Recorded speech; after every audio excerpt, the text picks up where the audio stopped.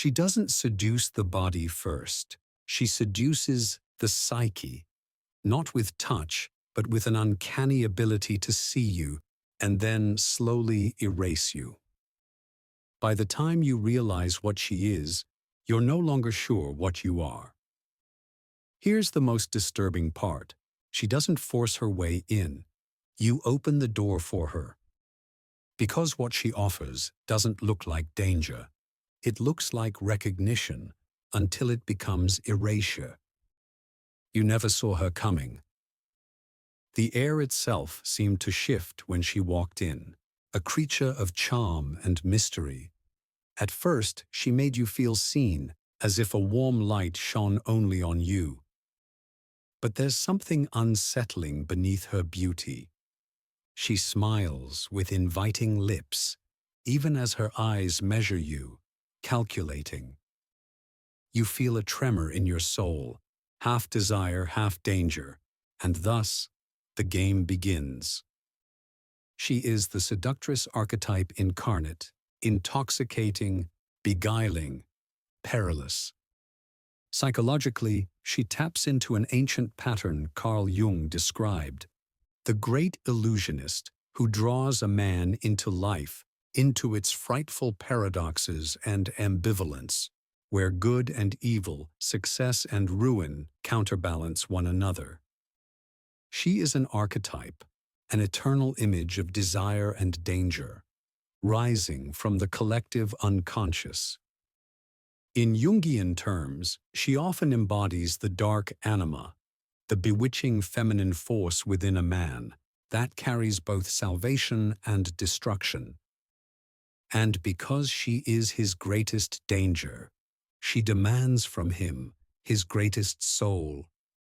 Why does she hold such power? Beyond her physical allure, the seductress is a psychological puppeteer. She often exhibits traits consistent with narcissistic personality structures. She lacks empathy and views others not as people, but as mirrors or prey. Every glance, every touch, every word is a performance. In the theater of intimacy, she deploys her arsenal. Love bombing. In the beginning, she overwhelms you with adoration and attention. Compliments, gifts, late-night calls, good-morning texts. You're the center of her universe, and it feels euphoric. This idealization phase is a high of being deeply desired. Your walls collapse like paper. She'll say things like, "I've never felt this way before," and you'll believe it, because you want it to be true. What you don't see is that she says this to every new target. It's not intimacy, it's bait, intermittent reinforcement, the foundation of behavioral conditioning. Gaslighting. Her sweetness curdles into confusion. She denies things she clearly said, rewrites arguments, blames you for emotions she triggered. You begin to question your memory, and then your sanity. This is psychological abuse. It creates cognitive dissonance, your reality versus hers.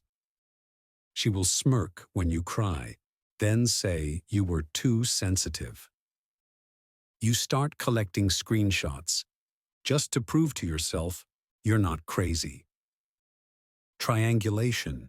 She introduces competition, flirtatious co-workers, exes who are still obsessed. Now you're at war, fighting for a prize. That keeps moving. She praises the rival. You hate someone you've never met, and that's exactly what she wants. Emotional mirroring. She becomes your soul's reflection. She likes what you like, fears what you fear, listens with eerie intuition. It feels like destiny, but it's mimicry. You've fallen in love with yourself. Later, she weaponizes it, mocks the pain she once claimed to understand. Silent treatment. She disappears. For hours, days, weeks, no explanation, only silence. You obsess over every word you sent. What did you do wrong?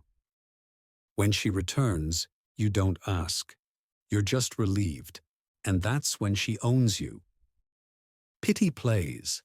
When cornered, she cries, tells you about childhood trauma, claims she's the real victim. You stop confronting her, you comfort her. You become both protector and prisoner. Reverse accusation, confront her, and she accuses you.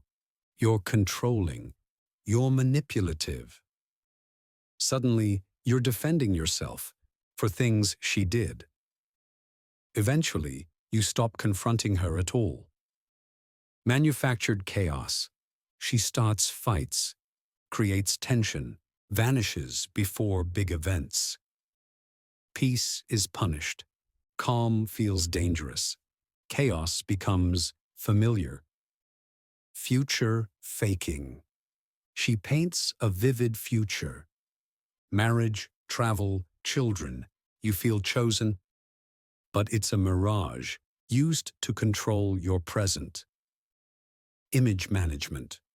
To the world, she's perfect, kind, charismatic. No one believes your pain. She preemptively destroys your credibility, tells people you're unstable, so when you finally break, it confirms her script. What you feel after, you feel hollow, like your soul was siphoned through a smile. You don't just doubt her, you doubt yourself. You grieve someone who never existed. And worst of all, you blame yourself. How to break free? The first step is rebellion. Not therapy, rebellion. A sacred refusal to wear her narrative any longer. You must say, "This was abuse." Then investigate your own hunger. Ask, what wound did she enter through? Did you learn to earn love? By disappearing? By enduring harm? This is insecure attachment. Until you break the contract, you'll keep feeding the familiar ghost. Withdraw the fuel, starve the cycle. No contact is not a tactic, it's a tourniquet. Your nervous system must be retrained, not just your thoughts, your flesh. Breathwork, cold exposure, somatic tracking. Let the body unlearn the war she coded into you. And finally, reclaim your throne. You were not weak. You were wired for connection. She counterfeited it. But what she mirrored back was your capacity to love, to feel, to hope. The spell is broken not when she's gone, but when you no longer need her to find yourself.